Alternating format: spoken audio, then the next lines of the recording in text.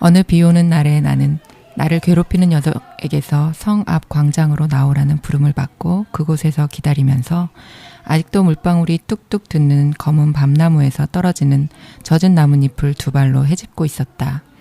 돈은 없었지만 크로머에게 무엇이라도 주어야겠기에 케이크 2조각을 가지고 나온 참이었다. 나는 이미 오래전부터 그렇게 어느 구석엔가 서서 때로는 한참 동안 그를 기다리는데 익숙해져 있었다. 피할 수 없는 일을 받아들이듯 나는 그 상황을 받아들이고 있었다. 마침내 크로머가 왔다. 이날 그는 오래 머물지 않았다. 내 갈비뼈를 몇 개 가볍게 치고는 웃으면서 케이크를 받았다. 심지어 내게 축축한 담배를 권하기까지 했다. 나는 물론 받지 않았지만 그는 어쨌든 평소보다 더 친절했다. 그래, 그가 떠나면서 말했다. 잊어버릴까봐 말해두는데 다음번엔 누나를 데려와라. 누나 이름이 뭐더라? 나는 무슨 말인지 도무지 알 수가 없었고 그래서 대답도 하지 않았다. 그냥 놀라서 그를 물끄러미 바라보았다. 모르겠어? 누나를 데려오란 말이야. 그래 크로머. 하지만 그건 안 돼. 그럴 순 없어. 누나도 분명 오지 않을 거야. 나는 그가 또 트집을 잡고 구실을 만들어내는 거라 생각했다. 그는 자주 그랬다. 무언가 불가능한 일을 요구하고 나를 두려움으로 몰아넣고 길을 꺾고는 다시 천천히 흥정을 하는 것이다. 그러면 나는 돈이나 다른 선물을 주고 거기서 풀려나곤 했다. 하지만 이번에는 사뭇 달랐다. 나의 거절에 그다지 화를 내지 않았다. 그야 뭐, 그는 얼버무리며 말했다. 잘 생각해봐. 난 내 누나와 알고 지내고 싶은 거야. 어떻게든 될 거 아니야. 그냥 산책을 가자고 데리고 나오면 내가 거기 낄 수도 있고. 내일 휘파람을 불게. 다시 한번 얘기해보자. 그가 떠나자 갑자기 그의 욕망의 의미 일부가 아슴풀의 머릿속에 떠올랐다.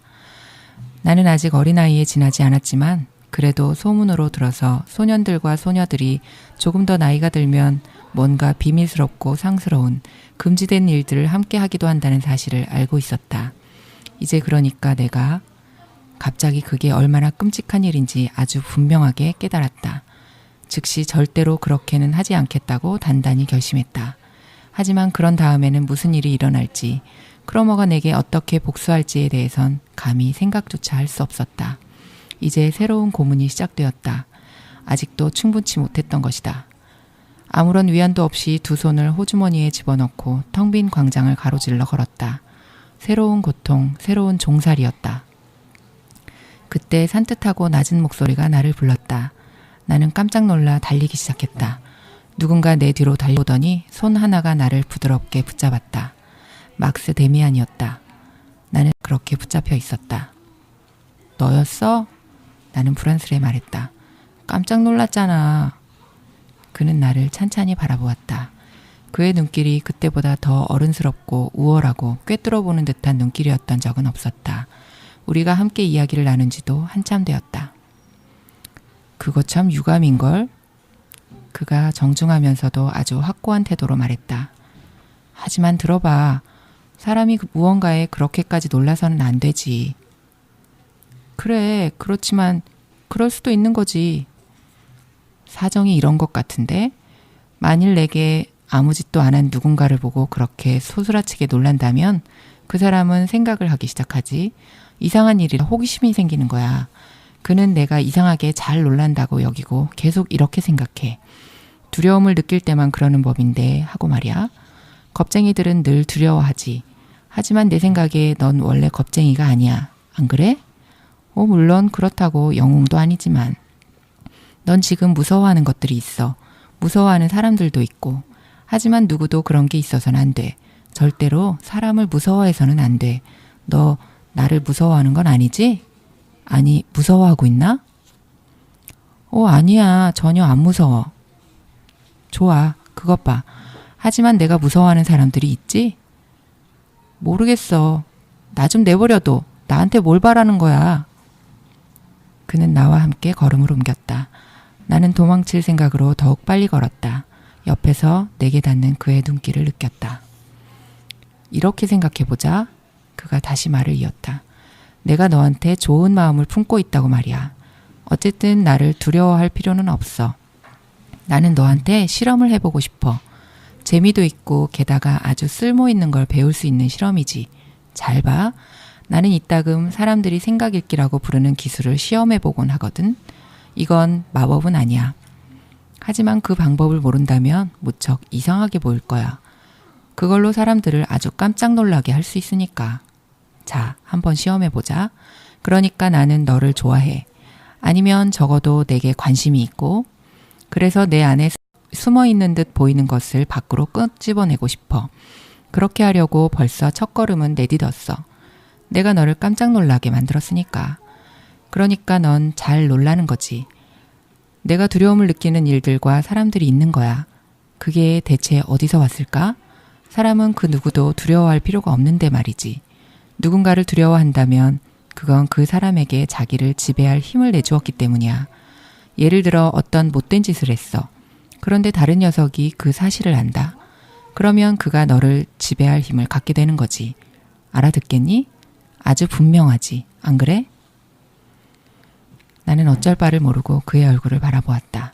그 얼굴은 언제나 그렇듯이 진지하고 총명하고 선량했지만 전혀 상냥하지는 않고 오히려 엄격했다. 정의감 또는 그 비슷한 것이 어려 있었다.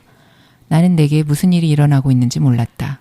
그가 마법사처럼 내 앞에 서 있었다. 알아들었니? 그가 다시 물었다. 나는 고개를 끄덕였다. 말은 전혀 할 수가 없었다. 그래, 물론 이 생각 읽기란 웃기는 일처럼 보이지. 하지만 아주 자연스럽게 되는 것이기도 해. 예를 들면 내가 언젠가 카인과 아벨 이야기를 들려주었을 때 내가 나를 어떻게 생각했는지 상당히 정확하게 말할 수 있어. 물론 그건 지금 어울리는 얘기는 아니지만 또 내가 언젠가 내 꿈을 꾸었을지도 몰라. 하지만 그건 그렇고 너는 똘똘한 아이야. 대부분의 아이들은 멍청한데 말이지. 나는 이따금 내가 믿을 만한 똘똘 소년과 이야기하고 싶은데 그건 괜찮겠지? 물론이지. 다만 난 전혀 모르겠는데. 그냥 이 재미있는 실험을 계속하기로 하자. 우리는 그러니까 이런 사실을 알게 된 거야. 소년 S는 잘 놀란다. 누군가를 두려워한다. 그는 분명 이 누군가와 퍽 불쾌한 비밀을 나누고 있다. 자, 대강 맞니? 나는 꿈속에서처럼 그의 목소리, 그의 영향력에 굴복했다. 나는 그냥 머리만 끄덕였다. 저 목소리는 오직 내게서만 나올 수 있는 이야기를 하고 있지 않은가? 저 목소리가 모든 것을 알고 있나? 저 목소리는 모든 것을 나 자신보다 더 분명히 알고 있나? 데미안이 내 어깨를 힘차게 두들겼다. 그래, 맞구나. 그럴 거라 생각했어. 이젠 단 한 가지 질문만 남았어. 아까 저기서 가버린 그 아이 이름이 뭔지 아니? 나는 소스라치게 놀랐다. 건드려진 나의 비밀이 고통스럽게 내 안으로 움츠러들어서는 도무지 밖으로 모습을 드러내려 하지 않았다. 어떤 아이 말이야? 나 말고는 아무도 없었는걸? 그가 웃음을 터뜨렸다. 그냥 말해. 그가 웃었다. 그의 이름이 뭐지? 나는 속삭였다. 프란츠 크로머 말이야? 그는 만족해서 고개를 끄덕거렸다. 브라보, 넌 빠른 녀석이야. 우린 친구가 될 거야. 이제 너한테 이 말을 해야겠다. 그 크로머, 아니 그의 이름이 뭐든 걔는 나쁜 녀석이야. 그 녀석 얼굴이 악당이라고 말해주고 있어. 내 생각은 어때? 물론이지. 나는 안도의 한숨을 내쉬었다. 그 애는 나빠. 악마야. 하지만 그 애는 이런 일을 몰라야 하는데. 맙소사. 그 애는 몰라야 해. 걔를 알아? 걔가 너를 알아? 안심해. 그 애는 갔어. 그리고 그 애는 나를 알지 못해. 아직은 말이지. 하지만 나는 녀석을 기꺼이 알고 싶은걸. 걔 초등학교 다니지? 응. 몇 학년이야? 5학년. 하지만 걔한테 아무 말도 하지 마. 제발 아무 말도 말아줘. 걱정 말라니까. 너한텐 아무 일도 안 생겨. 너 나한테 그 크로모 이야기를 좀 더 해줄 생각은 없겠지? 난 못해. 아니, 나 좀 내버려둬. 그는 한동안 침묵했다. 유감이다. 그러더니 그는 이렇게 말했다. 우린 이 실험을 더 진행해 볼 수 있었을 텐데. 하지만 널 괴롭힐 생각은 없어. 그 녀석을 두려워하는 졌고 나는 이제 고문당하는 저주받은 자가 아니라 다시 평범한 학생이 되었다. 내 천성은 가능한 한 빨리 균형과 평화로 되돌아가려 했고 수많은 추하고 위협적인 것을 떨쳐내고 잊어버리려고 갖은 노력을 다했다. 놀랄 만큼 빠른 속도로 내 잘못과 두려움의 그간 이야기가 기억에서 사라졌다. 언뜻 보기에는 그 어떤 흉터나 인상도 남기지 않은 채. 동시에 내게 도움을 준 구원자마저 똑같이 빨리 잊으려 했음을 지금은 이해한다. 나는 손상된 영혼의 온갖 추진력과 힘을 모아 내 저주의 골짜기로부터 크로모에게서 겪은 두려운 종살이로부터 도망쳐 예전에 행복하고도 만족스럽던 상태로 되돌아갔다. 이제 다시 문이 열린 잃어버린 낙원으로, 아버지와 어머니의 밝은 세계로, 누이들에게로, 순수함의 향기로, 아벨처럼 하느님의 뜻으로. 데미안과 짧은 대화를 나눈 그날 자유를 되찾았음을 완전히 확신하고 악몽이 되돌아올까 더는 걱정하게 되지 않게 된 그날에 나는 그동안 그토록 간절히 바라던 일을 했다. 고백을 한 것이다. 어머니한테 가서 자물쇠가 깨진 저금통을 보여드리고 그 안에 진짜 돈 대신 장난감 돈이 들어있는 것을 보여드렸다. 내가 나 자신의 잘못으로 얼마나 오랫동안 악당에게 묶여 있었는지를 말씀드렸다. 어머니는 전부 이해하지는 못했지만 저금통을 보고 내 변한 눈길을 보고 또 내 변한 목소리를 듣고 내가 이제 다 나았음을, 다시 어머니에게 돌아왔음을 느꼈다. 이제 나는 격앙된 마음으로 내가 다시 받아들여졌다는 사실을, 잃어버린 아들의 귀향을 축하했다. 어머니는 나를 아버지에게로 데려가서 이야기를 되풀이했고 질문과 놀람의 외침들이 터져나왔고 두 분은 내 머리를 쓰다듬으며 오랜 답답함에서 벗어나 안도의 숨을 쉬었다. 모든 것이 훌륭했고 모든 것이 이야기에 나오는 것 같았으며 모든 것이 풀려 경이로운 하모니를 이루었다. 이제 나는 진짜 정열을 품고 이런 하모니로 도망쳐 들어갔다. 나의 평화와 부모님의 신뢰를 되찾은 일은 아무리 누려도 성에 차지 않았다. 나는 집안의 모범생이 되어 이전보다 누이들과 더 많이 어울리고 예배 시간에는 구원받고 회개한 사람의 감정을 다해 좋아하는 옛날의 찬송가들을 함께 불렀다. 그것은 마음으로부터 일어난 일로 거기에 거짓은 없었다. 그런데도 그건 전혀 정상이 아니었다. 그리고 바로 이 지점에서만 내가 데미안을 그토록 쉽게 잊어버린 일이 제대로 설명된다. 나는 그에게 고백을 했어야 했다. 그 고백은 덜 화려하고 덜 감동적이었겠지만 내게는 아마 더욱 풍부한 결실을 가져왔을 것이다. 이제 나는 내 온갖 뿌리를 모조리 동원해서 이전의 낙원 같은 세계에 달라붙었다. 나는 집으로 돌아왔고 자비롭게 받아들여졌다. 하지만 데미안은 절대로 이 세계에 속하지 않았고 여기 어울리지도 않았다. 그는 크로모와는 달라도 여전히 유혹하는 자였고 그 역시 나를 악하고 나쁜 이 두 번째 세계와 연결시키는 존재였다. 바로 그 세계에 대해 나는 영원히 아무것도 알고 싶지 않았다. 나는 이제 아벨을 내려놓고 카인을 찬양하는 일을 도울 수가 없고 그럴 생각도 없었다. 나 스스로 아벨이 되어버린 지금 말이다. 겉으로 드러난 맥락은 그랬다. 하지만 속에 숨은 맥락은 이러했다. 나는 악마인 크로머의 소나기에서 벗어났지만 나 자신의 힘으로 스스로의 능력으로 벗어난 것이 아니었다. 나는 이 세상의 좁은 오솔길을 걸어보려 했지만 그 길이 내게는 너무 미끄러웠다. 이제 친절한 손길이 나를 붙잡아 구원해 놓으니 나는 곁눈질 한번 하지 않고 곧바로 어머니의 품으로 잘 보존된 경건한 어린 시절의 안전함으로 되돌아간 것이다. 나는 실제보다 더 어리고 의존적이고 어린아이같이 굴었다. 크로모아의 종속을 새로운 종속으로 바꾸어야 했다. 혼자서는 갈 수가 없었으니까.